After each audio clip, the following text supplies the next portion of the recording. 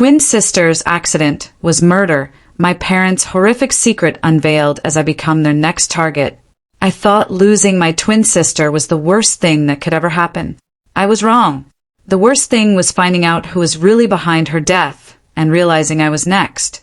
See, my twin sister Katie and I were inseparable. We were like the sun and the moon, always orbiting each other. On days when I refused to eat, she'd quietly leave a small bowl of sliced strawberries drizzled with melted chocolate by my bedside. It was the one thing I could never resist. She just got me in a way no one else ever could. One day, we were in the car with our parents. Girls Just Want to Have Fun was blasting, and we were singing along when, out of nowhere, we saw a car speeding right for us. My mom's reaction time?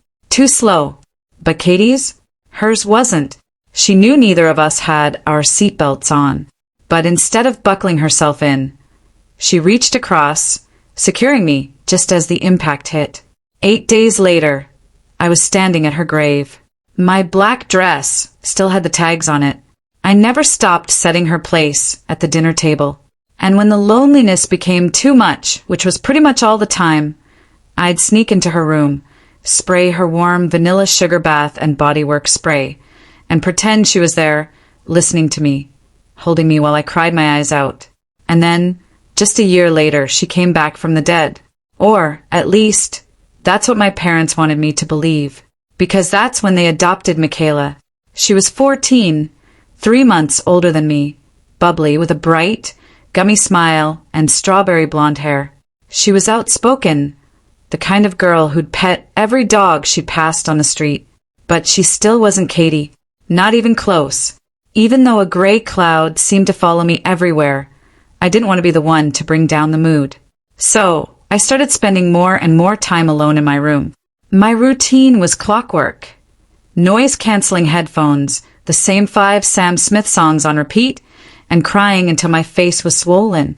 Sometimes, if I needed a different kind of ache, I'd go to Katie's Spotify profile and listen to every single song, reading the lyrics, trying to picture what she felt as she listened. Meanwhile, downstairs, I could always hear my parents having a blast. They'd laugh, chat with Michaela about her day at school, play Xbox games together. By then, all the photo frames of Katie were gone. If I ever tried to bring her up, they'd look at me with such disgust, as if just saying her name was enough to cause another death. It was like she'd never existed. The months crawled by, and my depression spiraled. I'd sleep for 14 hours, then try to go back to sleep just to avoid the pain of the day. When that didn't work, I'd starve myself, hoping it would help me sleep even longer.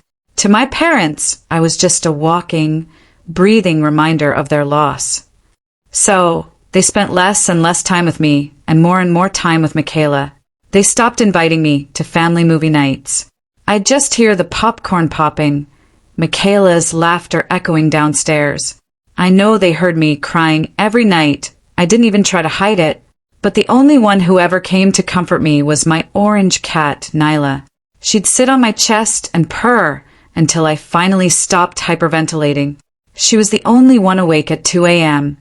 as I replayed memories with Katie, desperate to never forget how she made me feel. Things got so bad that sometimes I'd bring Nyla into the room just to stop myself from committing self-harm, because I knew I could never do it in front of her. Then, one morning, I woke up to feed her. She was gone. I shook her food bowl, searched all her usual spots, under the sink, under my bed, the gap by the washing machine. It was like she'd disappeared.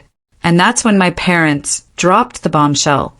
Oh, Michaela developed a pretty bad allergic reaction to Nyla, my mom said, so we put her down since she was getting old. I didn't even argue. I just walked up to Katie's bedroom and cuddled her pillow, crying my eyes out. If you've ever experienced raw, intense grief, you know that hunger, that desperate need to uncover more about what they were feeling and thinking before they died. That hunger was what led me to a pink leather notebook I'd never seen before, tucked away in Katie's closet. Her diary. Jackpot. I clung to every word, reading it through Katie's eyes, picturing her thought process behind each sentence. After pages about dumb boys and hating math homework, I found it. Paragraphs about how our parents were abusing her when I wasn't around, taking all their anger out on her. How she forced herself to look strong and happy when I was there. And her last sentences, they sent chills down my spine. Up until this point, Dad was hitting her relentlessly, and Katie finally fought back. She yelled at them for being shitty parents. Maybe it's time you learned how fragile life really is, Katie. My mom said in response. That was her last entry. Suddenly everything clicked. Why my parents were able to replace her so quickly. Why Katie had been so quick to react in the car that day. She knew what was coming. She wasn't just saving me from the crash. She was saving me from them. I sat there, frozen for what felt like hours. My hands shook so bad I could barely hold the diary. The accident wasn't an accident at all. My parents had planned it. They wanted to get rid of Katie because she was fighting back. I felt sick to my stomach. Memories flooded back. Times when Katie seemed jumpy around her parents. How she insisted on being the one to talk to them when something went wrong, always positioning herself between me and them during arguments. Footsteps on the stairs. I quickly shoved the diary under Katie's mattress. My mom poked her head in. Dinner's ready. Michaela made lasagna, she said, with a smile that didn't reach her eyes. I noticed for the first time how cold those eyes really were, like 2 chips of ice in her face. I nodded, mumbled something about coming down soon. As soon as she left, I grabbed the diary, took pictures of the most important pages with my phone. I needed evidence. I needed proof, because now I was terrified that I might be next. My hands trembled, blurring some photos, but I kept trying until I had clear images of every damning page. The next morning at breakfast, I watched my parents. They seemed so normal, laughing at something Michaela said about her science teacher. How could they act like this after what they'd done? I barely touched my food. The scrambled eggs looked like yellow rubber. The toast might as well have been cardboard. You should eat something, my dad said, noticing my full plate. You're getting too skinny. His concern seemed so genuine that for a second, I almost doubted what I'd read. Almost.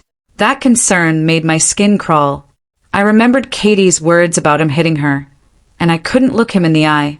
I stared at his hands instead, the same hands that had hurt my sister, now casually holding a coffee mug. The threat wasn't lost on me. Someone might mention a therapist, and they could convince people I was unstable. I forced myself to eat a few bites, just to get them off my back, swallowing past the lump of fear in my throat. After breakfast, I went back to Katie's room. I needed to read more to understand everything. But when I reached under the mattress, it wasn't there. I tore the room apart, pulled up sheets, checked under the bed, emptied drawers. Nothing. The panic rising in my chest made it hard to breathe. Michaela's expression changed slightly. I don't know what you're talking about. Maybe your mom took it when she was cleaning. I didn't believe her for a second. My mom never cleaned Katie's room. I was the only one who went in there. I stood there, fuming, trying to decide what to do next. I still had the photos on my phone, but I needed the actual diary. It was the only real proof. That night, I couldn't sleep. I kept thinking about Katie, the crash, my parents' strange behavior. I pulled out my phone to look at the diary pages I'd photographed. But when I opened my gallery, they were gone. All of them. Not just the diary pages, but every single photo I'd taken in the last year, including the ones of Katie and me together. I nearly screamed in frustration. Someone had deleted them all, and I had a pretty good idea who. The next morning, I cornered Michaela in the bathroom while she was doing her makeup. Look, she finally said, turning to face me. They think it's unhealthy how you're clinging to Katie's memory. They want you to move on. But the damage was done. I could see it in her face. She was going to tell them. I knew I had to act fast. After she left, I grabbed my backpack and ran to school instead of taking the bus. I needed time to think without her watching my every move. The whole walk there, my mind raced. My parents had killed Katie. They'd replaced her with Michaela, and now they were erasing any evidence Katie had ever existed. During first period, I couldn't focus. I I needed that diary back. I also needed to make copies of the evidence somewhere Michaela couldn't access. The bell rang, and I practically sprinted to the computer lab during my free period. I created a new email account, a password that had nothing to do with me or Katie. Then I wrote down everything I remembered from the diary, every detail about the abuse Katie had suffered. I sent the email to myself, then deleted it from the sent folder. At least now I had something, even if it wasn't the actual diary. When I got home that afternoon, my parents were waiting for me in the living room. Michaela sat between them looking smug. My stomach dropped. "We need to talk about your behavior," my dad said, his voice calm, but I saw the anger simmering beneath the surface. "Michaela told us you've been accusing us of some pretty terrible things." I glanced at Michaela, who quickly looked down. The little snitch had told them everything, just like I knew she would. "I didn't accuse anyone of anything," I said carefully. "I just asked about Katie's diary." My mom's face hardened. "There is no diary. You're making things up again." Again? When had I ever made anything up? My hands started to shake, so I shoved them in my pockets. "We're worried about you," my dad continued. "You've been isolating yourself, not eating, talking about Katie like she's still here, and now these accusations. We think you need help," my mom finished. "Professional help." I knew what that meant. They wanted to lock me up, convince everyone I was crazy, just like they had probably planned to do with Katie before the accident. "I'm fine," I insisted. "I just miss my sister." "It's been over a year," my mom said sharply. "It's time to move on. Michaela is your sister now." I looked at Michaela, who gave me a small, triumphant smile. She wasn't my sister. She would never be my sister. "I have homework," I muttered, heading for the stairs. No one tried to stop me. That night, I waited until everyone was asleep, then snuck into Michaela's room. I needed to find that diary.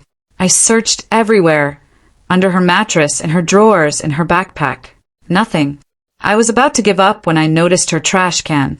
There, torn into pieces, were the pages of Katie's diary. My heart sank. I gathered up as many pieces as I could, took them back to my room. I spent hours trying to piece them back together, but it was useless. Too many pieces were missing, and the ones I had were too small to make sense of. I sat on my bed and cried silently, missing Nyla more than ever. She would have curled up beside me, purring until I calmed down. The next morning at breakfast, Michaela was extra chipper. "I made pancakes for everyone," she announced, setting a plate in front of me. I stared at the food, not trusting anything she made. "Eat up," my dad said, his tone making it clear it wasn't a suggestion. I took a small bite.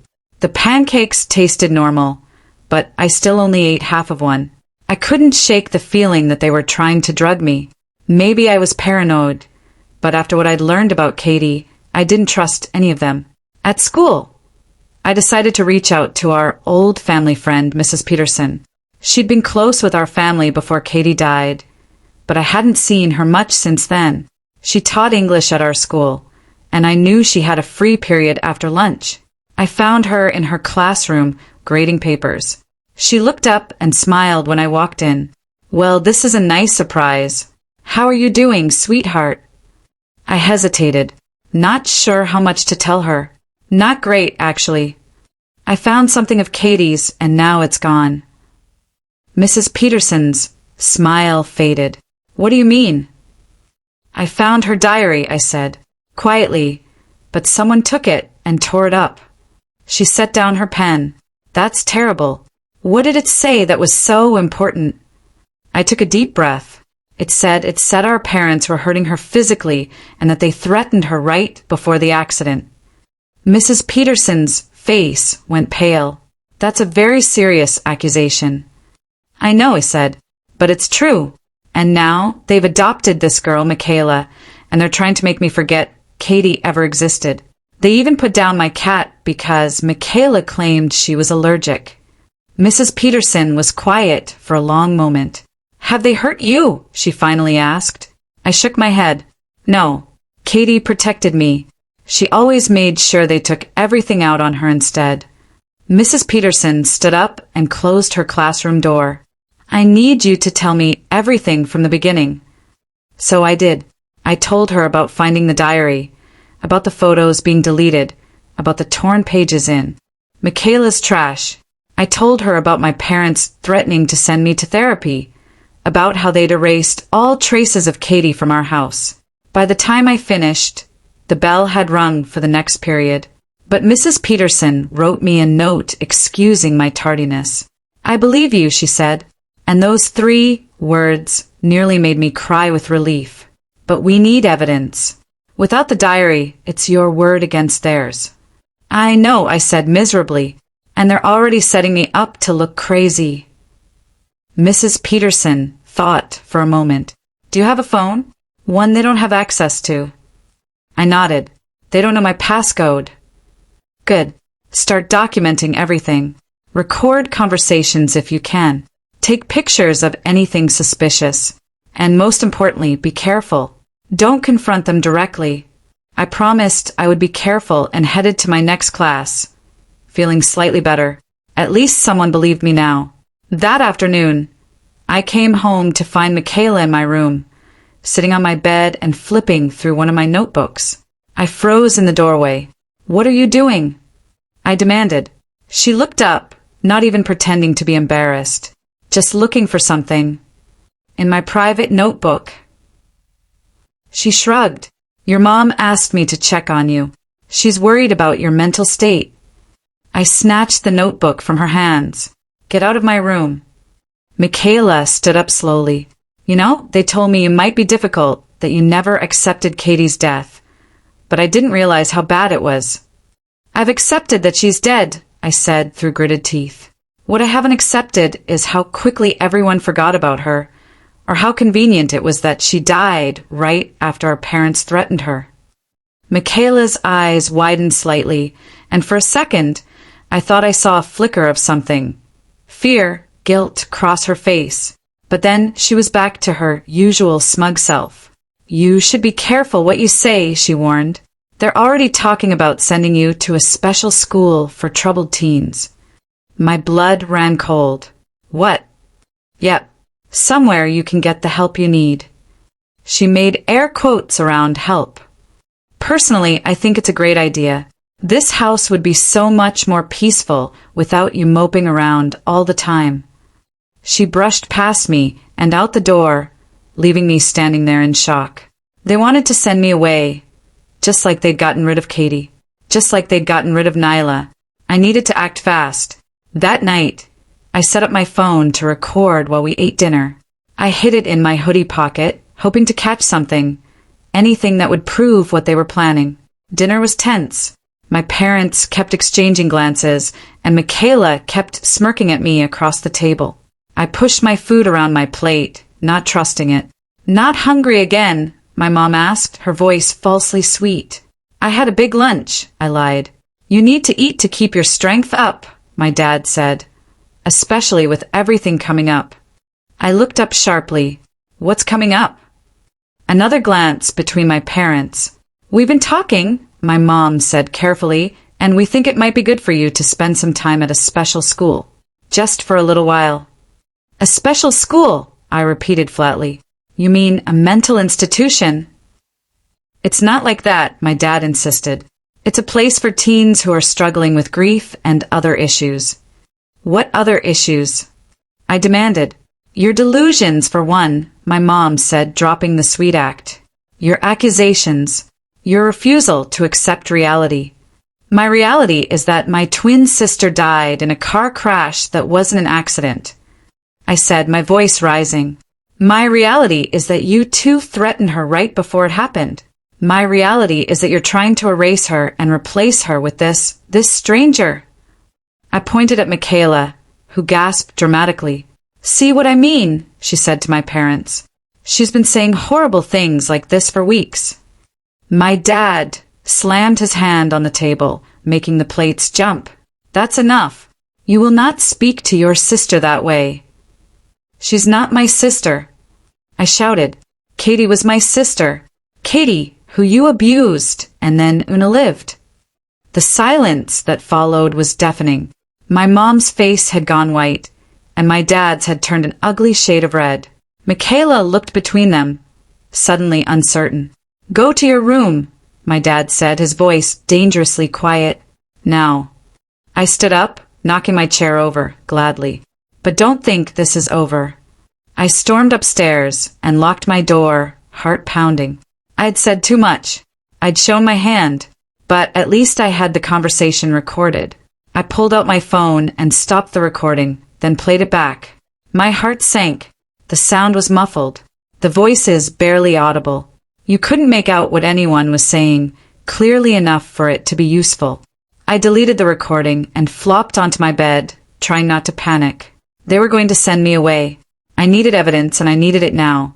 The next day was Saturday, which meant I was trapped in the house with them all day.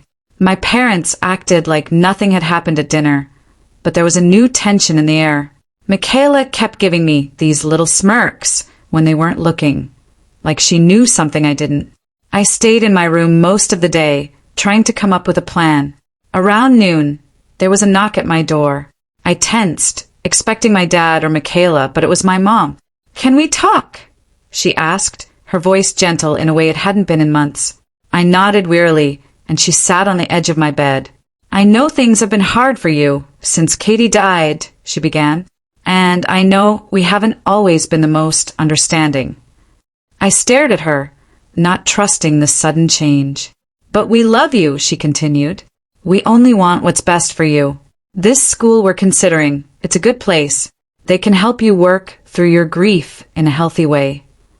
"I don't need help," I said. "I need people to believe me." My mom sighed. "Believe what exactly? That we somehow caused the accident? That we hurt Katie? These are serious accusations, and they're simply not true." I read her diary. I insisted. She wrote it all down. "This imaginary diary," my mom said, her voice hardening slightly. "The one you can't produce. Because Michaela destroyed it." My mom stood up. "This is exactly what I'm talking about. These paranoid delusions about Michaela, about us. It's not healthy." "It's not a delusion," I said, but my voice sounded weak, even to my own ears. "We've made an appointment for you to talk to someone on Monday," my mom said. "A psychiatrist. If you cooperate, maybe we won't need to consider the school option." After she left, I sat on my bed, feeling defeated. They were going to have me declared mentally unstable. No one would believe me then. I needed to find evidence, and I needed to find it now. I spent the rest of the day searching the house whenever I could do so without being noticed. I looked in my parents' room, in their office, in the garage. Nothing. No sign of Katie's diary. No sign of any evidence that might support what I'd read. That night, I couldn't sleep. I kept thinking about what would happen on Monday. Would they drug me? Lock me up? Make me disappear like they'd made Katie disappear? Around midnight, I heard a soft knock on my door. I froze, not answering. The knock came again, followed by Michaela's voice. "I know you're awake," she whispered. "Let me in. I need to talk to you." I hesitated, then got up and opened the door a crack. "What do you want?" Michaela looked different. Her usual smugness was gone, replaced by something that looked almost like fear. "Can I come in, please?" Against my better judgment, I let her in. She sat on my desk chair, wringing her hands nervously. "I heard them talking," she said quietly, "about the psychiatrist appointment on Monday." "Yeah, so you're getting what you wanted. They're going to lock me up." Michaela shook her head. "That's not what I wanted. Not really." I stared at her, confused. "What are you talking about? You've been helping them this whole time." "I know," she said miserably, "but I didn't know what they were really like when I agreed to the adoption. They seemed so nice, so perfect. The kind of parents I always dreamed of having. And now—" I prompted when she fell silent. "Now I'm scared," she admitted. "The way they talk about you when you're not around, it's not right. And I found something." My heart skipped a beat. "What?" Michaela reached into her pocket and pulled out a small USB drive. "I was looking for my charger in your dad's office. and I found this in a locked drawer. The key was hidden in a fake book on the shelf. What's on it? I asked, taking the drive from her. Videos, she said, of them hurting Katie. I felt sick. You watched them? She nodded, tears filling her eyes. Just one. I couldn't watch anymore. It was horrible. I stared at the USB drive in my hand, not sure if I wanted to see what was on it, but I knew I had to. This was the evidence I needed. Why are you helping me now? I asked suspiciously. After everything you've done. Michaela looked down. Because I realized they're doing to you what they did to Katie. And eventually they'll do it to me, too. I'm just the replacement, after all. Once they're tired of me. She didn't need to finish the sentence. We both knew what she meant. We need to get out of here, I said. Both of us. Before Monday. Michaela nodded. I have some money saved. Not much, but enough for bus tickets, maybe. Where would we go? My old foster mom, Michaela suggested. She was nice. She'd help us, I think. I wasn't sure if I trusted Michaela yet, but I didn't have many options. And if she was telling the truth about the USB drive, we had the evidence we needed to make sure my parents faced consequences for what they'd done to Katie. Okay, I agreed.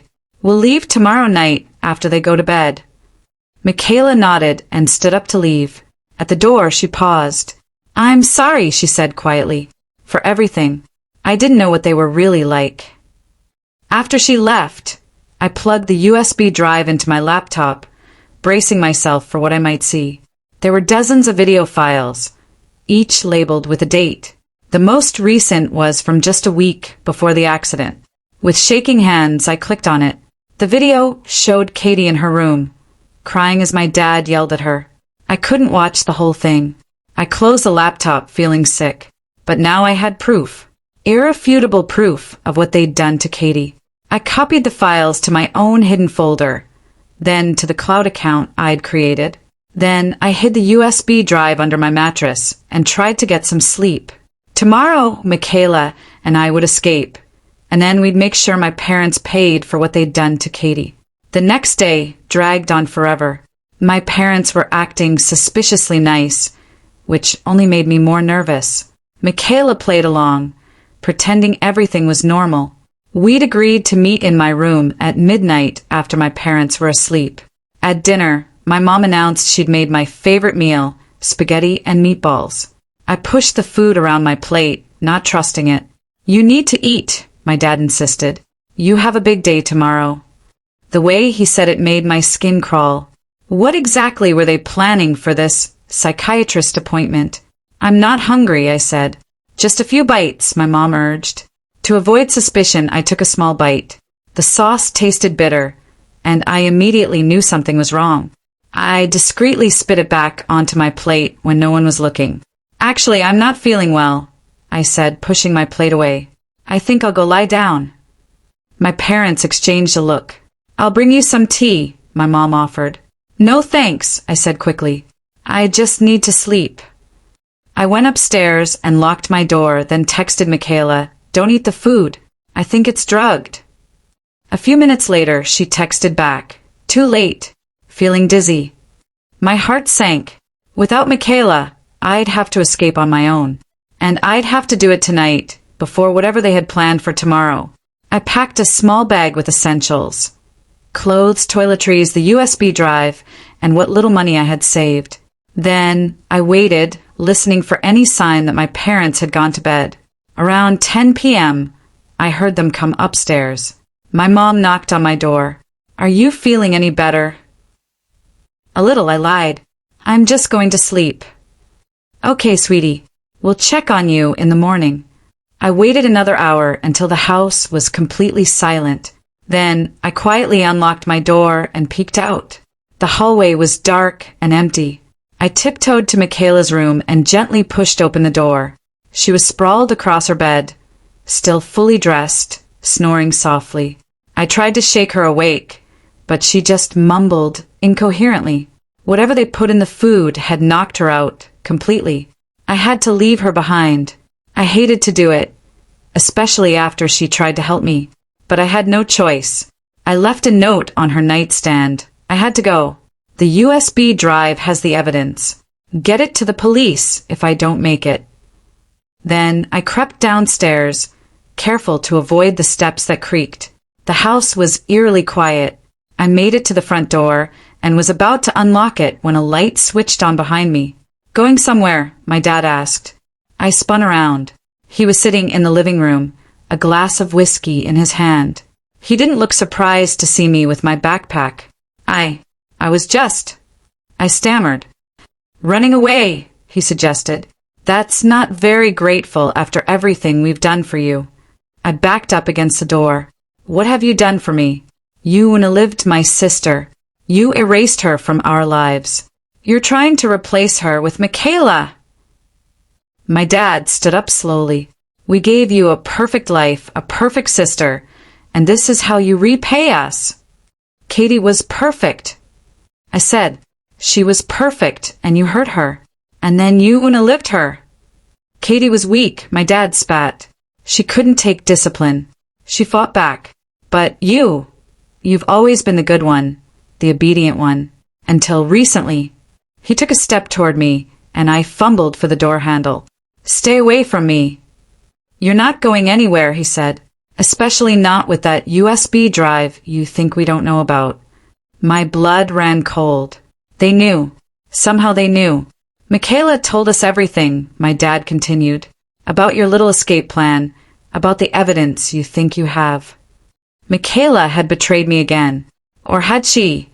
Maybe they'd forced it out of her after drugging her. Either way, I was trapped. It doesn't matter, I said, trying to sound braver than I felt. I've already sent copies of the videos to other people. If anything happens to me, they'll go to the police. It was a lie, but my dad's face darkened with doubt. You're bluffing. Am I? Are you willing to take that chance? For a moment, we stared at each other in silence. Then, my dad lunged forward, grabbing my arm. I screamed and kicked, managing to break free. I ran for the kitchen, looking for a weapon, anything to defend myself. My dad followed, his face contorted with rage. You ungrateful little brat. After everything we've done for you. I grabbed a knife from the counter and pointed it at him. Stay back. I swear I'll use it. He laughed a cold, cruel sound. You don't have the guts. You're not like Katie. She had fire. You're just a pathetic copy. I'm nothing like Katie. I agreed, but that doesn't mean I won't protect myself. My dad took another step forward, and I slashed the knife through the air. He jumped back, surprised. In that moment, I heard footsteps on the stairs. My mom appeared in the doorway, her face pale. What's going on? She demanded. Our daughter is threatening me with a knife, my dad said, his voice eerily calm now, after trying to run away. My mom looked at me, then at the knife in my hand. Put that down now. No, I said, not until you admit what you did to Katie. We didn't do anything to Katie, my mom insisted. She died in a car accident. An accident you would have died in too if she hadn't saved you. She saved me from you. I shouted. She knew what was coming. She knew you were planning to hurt us. This is ridiculous, my mom said. You're having some kind of breakdown. Put down the knife, and we can get you help. I don't need help. I said, I need the truth. I've seen the videos. I know what you did to her. My parents exchanged a look. What videos? My dad asked, too casually. The ones on the USB drive. The ones showing you hurting Katie. My mom's face hardened. There are no videos. There never were. This is just another one of your delusions. But I could see the fear in her eyes. She was lying. I've already sent them to Mrs. Peterson. I bluffed. She has everything. The videos. Katie's diary entries. Everything. My mom's face went white. You're lying. Call her and find out. I challenged. Or better yet, call the police. I'm sure they'd be very interested in those videos. My dad took a step toward me, but my mom put a hand on his arm. Wait, she said. We need to think about this. There's nothing to think about, my dad growled. She's bluffing. And if she's not, my mom hissed. If she really sent those videos to someone, they were scared. For the first time, they were actually scared. I pressed my advantage. I'll make you a deal, I said. Let me leave. Let me go stay with Mrs. Peterson. Don't try to stop me. Don't try to have me committed. And those videos stay private. My parents looked at each other, having some silent conversation I couldn't interpret. Finally, my mom nodded. Fine, my dad said. Go. But if those videos ever see the light of day, you'll regret it. I backed toward the door, keeping the knife pointed at them. I'll be watching you. If anything happens to Michaela, if you try to hurt anyone else, the videos go public. I made it to the front door and fumbled it open, never taking my eyes off my parents. They stood in the hallway, watching me with cold eyes. I backed out onto the porch, then turned and ran. I ran all the way to Mrs. Peterson's house, about a mile away. It was after midnight when I rang her doorbell, gasping for breath. She answered in a bathrobe, her face concerned. What on earth? She began, then saw my face. Come in, quickly. I collapsed on her couch, still clutching the knife. Mrs. Peterson's eyes widened when she saw it. What happened? She asked. Between sobs, I told her everything. About the drugged food, about Michaela's supposed betrayal, about the confrontation with my parents. I showed her the USB drive, and she plugged it into her computer. We watched one video together, both of us crying by the end. Mrs. Peterson hugged me tightly. You're safe now, she promised. They can't hurt you anymore. The next morning, Mrs. Peterson called the police. They came and took my statement, and I gave them the USB drive. They promised to investigate, to check on Michaela, to make sure my parents couldn't hurt anyone else. It turned out Michaela hadn't betrayed me after all. My parents had found the USB drive missing and assumed I had taken it. They had drugged both of us at dinner, but I hadn't eaten enough to be affected. The police found Michaela still drugged in her bed. They took her to the hospital where she eventually woke up and confirmed my story. She told them about finding the USB drive, about our plan to escape, about how my parents had been manipulating both of us.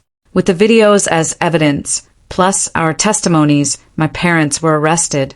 The investigation revealed that the car accident hadn't been an accident at all.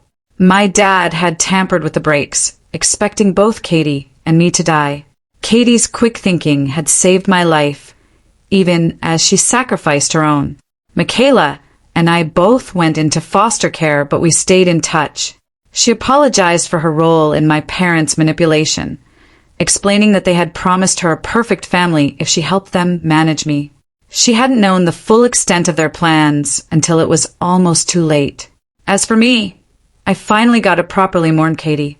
I visited her grave every week, bringing her favorite flowers and telling her about my life. I kept her diary. The police had found the torn pieces and helped me piece it back together, and I read it when I missed her most.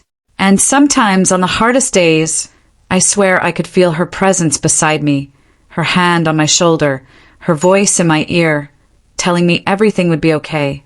And for the first time since the accident, I believed her.